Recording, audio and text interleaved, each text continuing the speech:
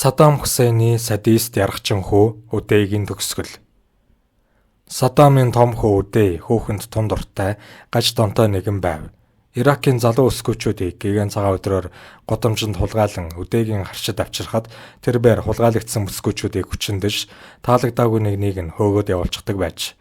Харин Хусейн Үдэйгийн халуун унжилд орж өврийг нь сайн дулаацуулаагүй бүх өсгөөчүүдэд улайцсан төмөр тахаар өөрийн нэрний ихний үсэг болох уу гэсэн тамга тавьдаг байжээ.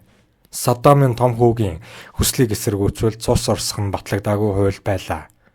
Нэг удаа Үдэй годамжинд нөхөртөөгөө явж байгаа бүсгүйг шууд дууджээ. Иракийн армийн Ахмад нөхрийнхэн дэргэд чиний нөхөр бол хинч биш, над бие өг гэж доромжилсан байна. Бүсгүй татгалцахад Үдэй өөрийнхөө хүмүүсээр нөхрийг нь задуулж шоронд хориулаад эхнэрийг нь гэртээ аваачин хүчиндээд дараа нь лүүжилжээ.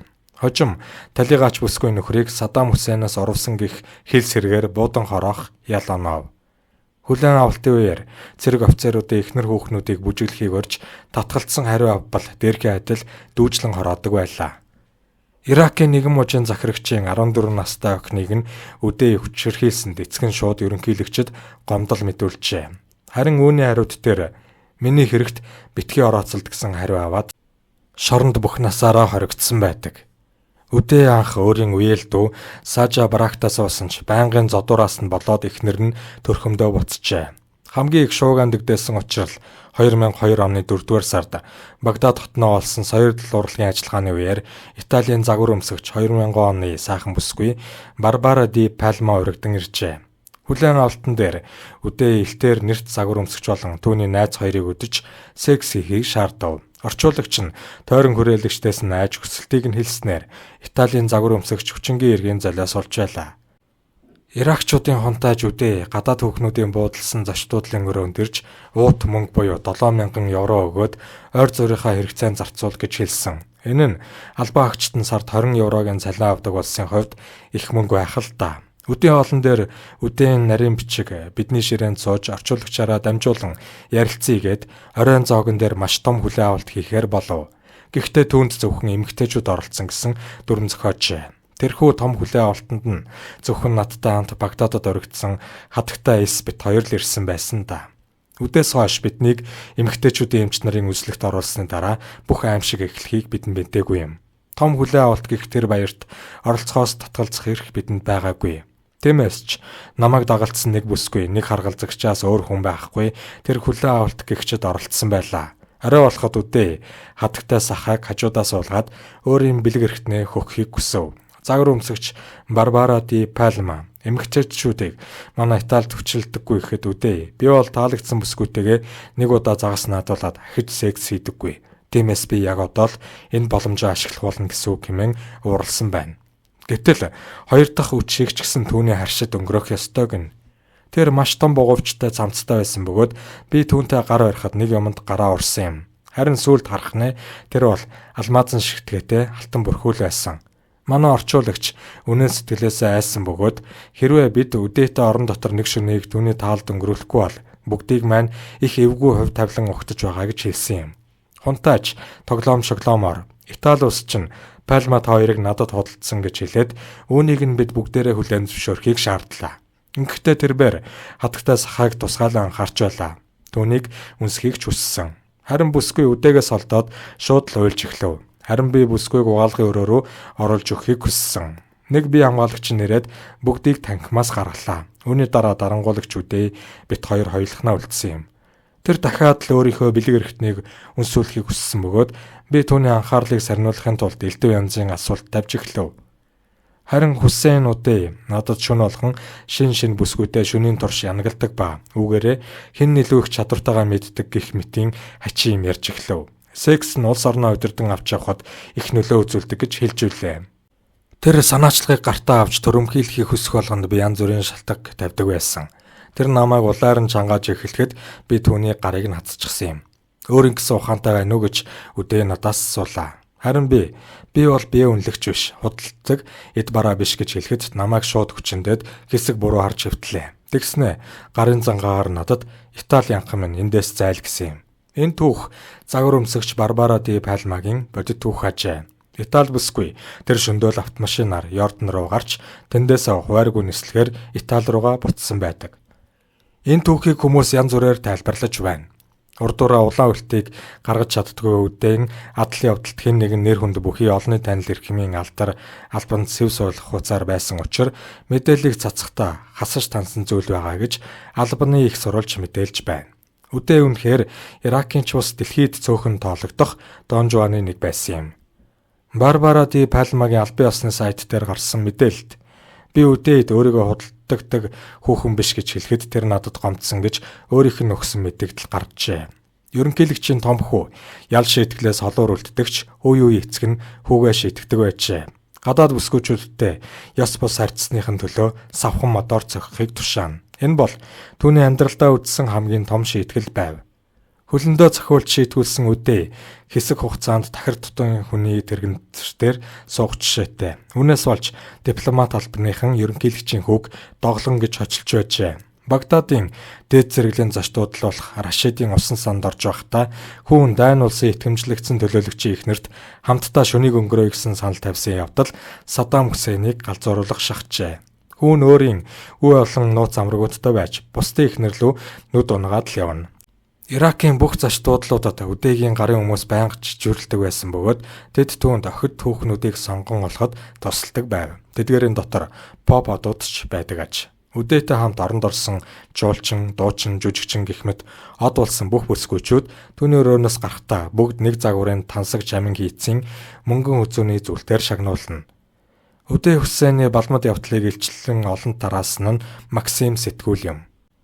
Энд дурдсан баримтыг бүрэн ихээр нь толлуулъя. Өвлийн нэг өдөр үдээ адал явдал хайсан шиг оюутны отхон дондор машинаараа явж байв. Гэнэт дээр Наля Сабетийг олж харжээ. Энэ царайлаг охин уран барилгын коллежид сурдаг христийн шүтлэгтэй Чинэлэг айлын охин байсан аж. Үдээ охины анхаарлыг татахыг хүсэн машинаараа ажуухан түүний араас дагсан ч охин түүний зүг харсан ч үгүй. 2 өдрийн дараа Сабет хичээлдээ тараад харж явлаа. Гэртээ ороход хэдхэн алхмын зай үлдэхэд хажууд гинт задгай Мерседес ирж зогсон 2 хар хувцастай хүн буугаад өөрсдөө цагдаагийн нууц албаныхан байна гэж танилцуулан машиндаа суулган аваад явжээ. Харин тэд охиныг цагдаагийн газар руу бус үдээгийн харшид авчирчээ. Үдээ түүнд хандаж "Чи тун инхрих юм. Тиймээс би чамайг өөрийнхөө бүсгүй болгон сонгож байна" гэжээ. Харин охин хариуд нь "Солиотой амтан, намайг гэрлүү минь буцаа" гэжээ. Ингэснийх нь хариуд үдээ нөгөө царайлаг охины хувцсыг нь тасчин хаяж мунаар зодоод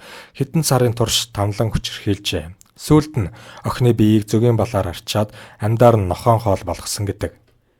Иракт янхандалт бие үнэлгийн эсрэг тэмцлийн эрен үед үдээ энэ ажлыг өөрөө удирдан хийжээ. 2000 оноос эхлэн ёс зүйн уналтанд орсон гих гмийг охид хүүхнүүдэд тохон бие үнэлсэн гэсэн нэрийн дор толгойг нь завчих болов. Түүний тушаалаар бие үнэлсэн гэж санагдсан хэнийг ч болов цагдаагийнхан ямар ч шүүхийн шийдвэр харгалзахгүйгээр шууд хороохуулжээ.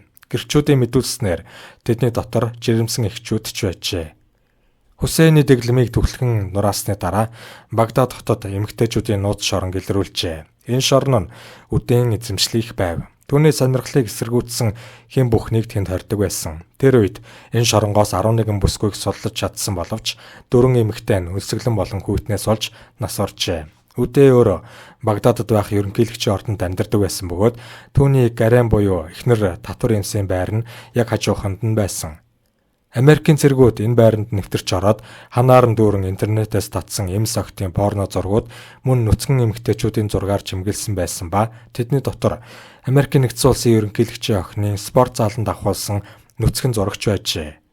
Үдийн хар дэвтэр гээчид хэдэн зуун октын нэрс болон төгсөх ангийн октын хэдэн мянган нэрс байсан гин.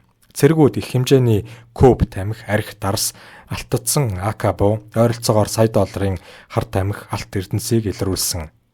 Ер нь үдээ алт эрдэнэсэд их шундаг нэгэн байжээ. Интернетээс харсан алмаз эрднийг $450,000 худалдан авснаа зүгээр л юм байна гэж хэлж байжээ. Багдадад тоглолтоо хийсэн нэг араб дуучин үдээг хомс болгондоо алмазын шигтгээтэй алтан алттай байдаг тухай сэтгүүлчдэд ярьсан байна. Цуглуулганд дуртай байсан тэрээр нийт 1500 машинтай байсан. Хожим нь Саддамын дэглэм нургангуудад Багдадын цагдаагийн газар эдгээр машинуудын олдсоноос заримыг нь дуудлага худалдаанд оруулжээ. Тэр хувийн амьтны хүрээлэнтэй байсан. Мөн маш олон төрлийн зэвсгийн цуглуулгатай ч байсан. Ойр хавьд нь шадарлаж явсан гэрчүүдийн мэдүүлснээр тэр яргалж тамлах, гаж бус зан авир гаргах, охид эмсийг ангуучлах нэн сонирхолтой байжээ. 1980-ад онд тэр Багдадын шөнийн цэнгэний газраас янхан авч зугаацдаг байсан баримт байдаг. 1979 онд 15 настай байхдаа тэр Иракийн засгийн газрын сайд нарын танхимын гишүүдийг хоморглон устгасан хэрэгт гар бие оролцож явжээ. Энэ явдлаас хойш ихэнх эрх мэдэл Саддам Хүсейнд шилжсэн гэдэг. 1988 онд үдээ дипломатын маш том аргаантай асуудлын буруутан болсон юм. Египтийн ерөнхийлөгчийн эхнэр оролцож байсан нэгэн хүлээн авалтын үеэр үдээ өөрийн гараараа Саддам Хүсейний туслахуудын нэгийг өгтлэн зоджээ. Ингэсний шалтгаан Саддам өөр эхнэртэй болсон байв. Харин үдээд өгтлээ зодуулдаг туслах нь Саддамын хоол хүнс болон сайхан хүүхнүүдийг хариуцдаг байжээ. Хатагтай Самира Шахбандарыг яг энэ туслах Саддамтай учруулсан байж ээжийнхээ өшөөг ингэж авчээ. Саддам өөрөө бичлэн энэ хэргийг шалгасан юм. Энэ хэрэгт эхнэрийнх нь төдийгүй хатагтай Шахбандарын нэр холбогдсон учраас тэр ихэд хилэгнэн үдээг шоронд хүртэл суулгачээ. Цаазаар авах ял хүртэл оноох санаатай байсан юм. Харин үдээгийн ээж нь Йорданы хаантай утсаар ярьж эцэг хүү хоёрыг эвлэрүүлэхийг гуйжээ. Йорданы хаантан маш хурдан Багдадад хүрэлцэн ирж эцгийг нь тайвшруулан хүүгэн шийтгэн асуудлыг намжаажээ. Ингэж үдээ Женевт хэсэг амьдрах болсон юм. Тэнд үдээ байнга залилангийн хэрэг хийж айлган сүрдүүлэн мөнгө татдаг ажил эрхэлдэг байжээ. Сүүлдээ Швейцарын эрх баригчид түүнийг тухайн улсыг орхин явахыг хүсжээ. Тэр үед гэр бүлтэнч байдал аажмаар намдсан байсан учраас тэр их орондоо иргэн ирсэн юм. Эргэж ирээд тэр дахиад хуучин албан тушаал эрх мэдэл ямбаа идэх болжээ. Гэрчээ мэдүүлснээр үдээ эцгийнхээ нүдэн дээр өөрийн бие хамгаалагчтай буруу үйлдэл хийсэн гэх нэрээр өөрийн гар араалжээ. Мөн 3 эхнэрийнхээ нэгийг нь ч бас алсан байна. 1984 оноос үдээ Иракийн Олимпийн хорооны ерөнхийлөгч болж гадаадад тэмцээнд явж буйд Америкчдын томилтын мөнгийг $228 тогтоосон боловч 128-ыг нь өөрөө халаасалдаг байв. Түүний яргаллаас цугтаан баруунд гарсан тамирчид үдээ амжилт гаргасангүйгэж тамирчдыг мунаар зодон гүүрэн дээрээс бятшидэх, хайлсан халуун хар зам дээгүүр нүцгэн мөлхүүлэх, бетонын ханыг толгоогоор нь мөргүүлэх зэрэг шийтгэл оногдуулдаг байсан гэж хүний эрхийг хамгаалах байгууллагуудад ярьцгаадаг. Саддамын дэглэм нуран унах хүртэл Багдадын Олимпийн хорооны подвалд 50 гаруй тамирчид амиа алдтлаа томлуулжээ. Хэвлэл мэдээллийн албыг удирдах байсныхаа хувьд тэр сэтгүүлч болон бусад ажилчдыг тамлан зовоодог байсан төдийгүй дадлагжигч хоёр оюутныг амьдаар нь арслангийн хоол болгож орхижээ. Учир нь тэр хоёр охиныг үдээ ажлынхын байранд бүлэглэн секс хийхийг хүсгэд цэл залуухан цэвэр өчимтгийн охид татгалзжээ. Ганц удаагийн жаргал өгөөд насаараа сайхан ажилтай тансаг амьдрахыг хүсэхгүй тэнгүүд амьд явах эрхгүй гээд өөрийнхөө хүмүүсээр хүч хэрэглэн хотын захад байрлах харштай аваачин зодож тамлаад хүчирхийлэхдээ бичлэг хийж таавалжээ. Дараа нь өөрийн гарын 4 залуугаар хүчирхийлүүлэн эцэст нь арслангийн хоол болгосон тэр юм. Үдээд шийтгүүлсэн хүмүүсийн цогцсыг гэр бүлийнхэнд нь хүргэж өгтөө толгой их бие хоёрыг нь тус тусад нь уутанд хийж өгдөг байв. Америкийн цэргүүд түүний нэг гэрийн подвал доороос махны тээрэм олсон бөгөөд үүгээр тэр амьд хүмүүсийг тээремддэг байсан тухай ордны нэгэн зарц гэрчилсэн. 1995 онд үдээ Фидаин Саддам нэртэй сайн дурын цагдаагийн газрыг байгуулж 40,000 орчим ажилчинтай болж өөрөө ерөнхий командлагч нь болжээ. Үдээ тэднийг нэг сард $100 тэнцвүүц мөнгөөр цалинжуулдаг байв. Төрийн албан агчийн цалин $30 байжээ. Тэдгээр сайн дурын цагдаа нар Хүсейнийхний хувийн сонирхлыг хамгаалдаг байв. Үдээ нийт 3 удаа халдлагад өртөж байсан. Эхний удаад түүний ихэр нь өртөж байсан бол сүүлийн дайралт нь морин клуб дээр болсон. Хамгийн ихээр үдээ өөрөө шаргацсан дайралт нь 2 дахь удаагийнх буюу 1996 оны 12 дугаар сарын 12-ны өдөр оюутны утганы гудамжаар мөн л охид бүсгүүчүүдийг ангуужлахаар машинаараа явж байхад нь түүний хуйгалсан Porsche машин руу түүнд чирхийлүүлсэн бүсгүүчүүдийн ах дүүнэр бууджээ. Үдээгийн нугасанд онсон сум доод үе мөчнөөс хаалтыг үүсгэж мдээгүй болжээ. Хэд хэдэн хагалгааны дараа Саддамын том хөө зөвхөн таягтаал явах болжээ. Ард олон түүнд дургуутсандаа халдах явдал ихсэж байгаа болон түүний эрүүл мэндийн байдлын улмаас тэр өв залхамжлагч байхаа болж энэ эрх баг хөө Хүсейнд шилжжээ. Үүнээс болж үдээ сэтгэл санаагаар унаж арх мансууруулах бодис сэргэлж үргэлж зугаа цэнгэл хөөх болсон. 2003 онд Америк Ирак руу цэргийн тусгай ажиллагаа эхлүүлсэн. Бодол Занувер үдээ шархтаж 2003 оны 7 дугаар сарын 22-нд нас орсон байдаг.